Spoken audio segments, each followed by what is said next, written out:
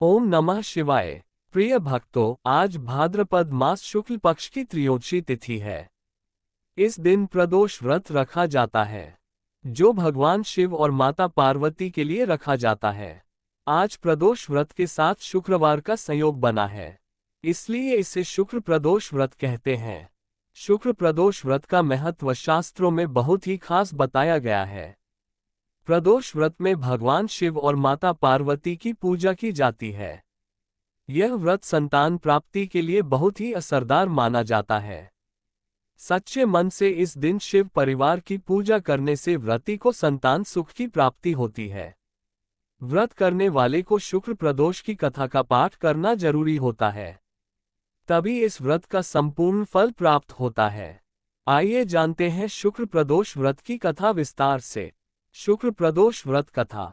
सूत जी बोले, प्राचीन काल की बात है, एक नगर में 3 मित्र रहते थे। तीनों में ही घनिष्ठ मित्रता थी।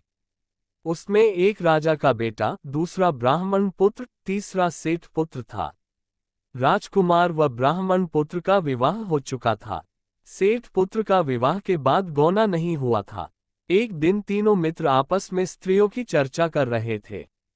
ब्राह्मण पुत्र ने नारियों की प्रशंसा करते हुए कहा, नारीहीन घर भूतों का डेरा होता है। सेठ पुत्र ने यह वचन सुनकर अपनी पत्नी लाने का तुरंत निश्चय किया। सेठ पुत्र अपने घर गया और अपने माता पिता को अपना निश्चय बताया। उन्होंने बेटे से कहा कि शुक्र देवता डूबे हुए हैं। इन दिनों बहू बेटियों को उनके घर से विदा कराकर लाना शुभ नहीं, अतः शुक्रोदय के याद तुम अपनी पत्नी को विदा करा लाना। सेठ पुत्र अपनी जिद से टस से मज नहीं हुआ और अपनी ससुराल जा पहुंचा। सास ससुर को उसके इरादे का पता चला। उन्होंने उसको समझाने की कोशिश की, किंतु वह नहीं माना। अतः उन्हें विवश हो अपनी कन्या को विदा करना पड़ा। ससुराल से विदा होकर पति पत्नी नगर से बाहर निकले ही थे कि उनकी बैलगाड़ी का पहिया टूट गया और एक बैल की टांग टूट गई। पत्नी को भी काफी चोट आई। सेठ पुत्र ने आगे चलने का प्रयत्न जारी रखा, तभी डाकुओं से भेंट हो गई और वे धन धान्य लूटकर ले गए। सेठ का पुत्र पत्नी सहित रोता पीटता अपने घर पहुंचा। जाते ही उसे सांप ने डस लिया। उसके पिता ने वैद्यों को बुलाया। उन्होंने देखने के बाद घोषणा की कि आपका पुत्र 3 दिन में मर जाएगा। उसी समय इस घटना का पता ब्राह्मण पुत्र को लगा। उसने सेठ से कहा कि आप आने लड़के को पत्नी सहित बहू के घर वापस भेज दो। ये सारी बाधाएं इस कारण से आई हैं कि आपका पुत्र शुक्रास्त में पत्नी को विदा कर लाया है। यदि यह वहां पहुंच जाएगा तो बच जाएगा। सेठ को ब्राह्मण पुत्र की बात जंच गई और अपनी पुत्रवधू और पत्र को वापस लौटा दिया। वहां पहुंचते ही सेठ पुत्र की हालत ठीक होनी आरंभ हो गई। तत्पश्चात उन्होंने शेष जीवन उन्होंने साथ में सुखपूर्वक बिताया और मृत्यु के बाद स्वर्ग लोक को गए। प्रदोष व्रत कथा। प्राचीन काल में एक गरीब पुजारी हुआ करता था। उस पुजारी की मृत्यु के बाद उसकी विधवा पत्नी अपने भरण पोषण के लिए पुत्र को साथ लेकर भीख मांगती हुई शाम तक घर वापस आती थी। एक दिन उसकी मुलाकात विदर्भ देश के राजकुमार से हुई, जो कि अपने पिता की मृत्यु के बाद दर दर भटकने लगा था। उसकी यह हालत पुजारी की पत्नी से देखी नहीं गई। वह उस राजकुमार को अपने साथ अपने घर ले आए और पुत्र जैसा रखने लगी। एक दिन पुजारी की पत्नी अपने साथ दोनों पुत्रों को शांडिल्य ऋषि के आश्रम ले गई। वहां उसने ऋषि से शिव जी के प्रदोष व्रत की कथा एवं विधि सुनी तथा घर जाकर अब वह भी प्रदोष व्रत करने लगी। एक बार दोनों बालक वन में घूम रहे थे। उनमें से पुजारी का बेटा तो घर लौट गया, परंतु राजकुमार वन में ही रह गया। उस राजकुमार ने गंधर्व कन्याओं को क्रीड़ा करते हुए देखा तो उनसे बात करने लगा। उस कन्या का नाम अंशुमति था। उस दिन वह राजकुमार घर देरी से लौटा।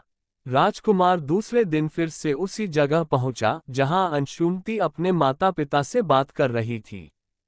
तभी अंशुमति के माता पिता ने उस राजकुमार को पहचान लिया तथा उससे कहा कि आप तो विदर्भ नगर के राजकुमार हो ना, आपका नाम धर्मगुप्त है। अंशुमति के माता पिता को वह राजकुमार पसंद आया और उन्होंने कहा कि शिव जी की कृपा से हम अपनी पुत्री का विवाह आपसे करना चाहते हैं, क्या आप इस विवाह के लिए तैयार हैं? राजकुमार ने अपनी स्वीकृति दे दी तो उन दोनों का विवाह संपन्न हुआ। बाद में राजकुमार ने गंधर्व की विशाल सेना के साथ विदर्भ पर हमला किया और घमासान युद्ध कर विजय प्राप्त की तथा पत्नी के साथ राज्य करने लगा। वहां उस महल में वह पुजारी की पत्नी और पुत्र को आदर के साथ ले आया तथा साथ रखने लगा। पुजारी की पत्नी तथा पुत्र के सभी दुख व दरिद्रता दूर हो गई और वे सुख से अपना जीवन व्यतीत करने लगे। एक दिन अंशुमति ने राजकुमार से इन सभी बातों के पीछे का कारण और रहस्य पूछा। तब राजकुमार ने अंशुमति को अपने जीवन की पूरी बात बताई और साथ ही प्रदोष व्रत का महत्व और व्रत से प्राप्त फल से भी अवगत कराया। उसी दिन से प्रदोष व्रत की प्रतिष्ठा व महत्व बढ़ गया तथा मान्यतानुसार लोग यह व्रत करने लगे। कई जगहों पर अपनी श्रद्धा के अनुसार स्त्री पुरुष दोनों ही यह व्रत करते हैं।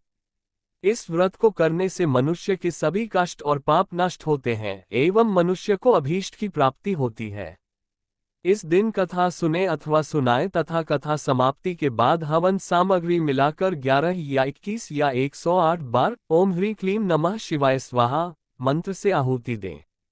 उसके बाद शिवजी की आरती तथा प्रसाद वितरित करें। उसके बाद भोजन करें। कहा जाता है कि शुक्रवार को प्रदोष व्रत सौभाग्य और दाम्पत्य जीवन में सुख समृद्धि भर देता है। यही कारण है कि आज के प्रदोष व्रत का काफी खास माना जा रहा है। शुक्रवार के दिन पढ़ने वाले इस प्रदोष व्रत से सुख समृद्धि मिलती है। हर हर महादेव। पार्वती माता की जय।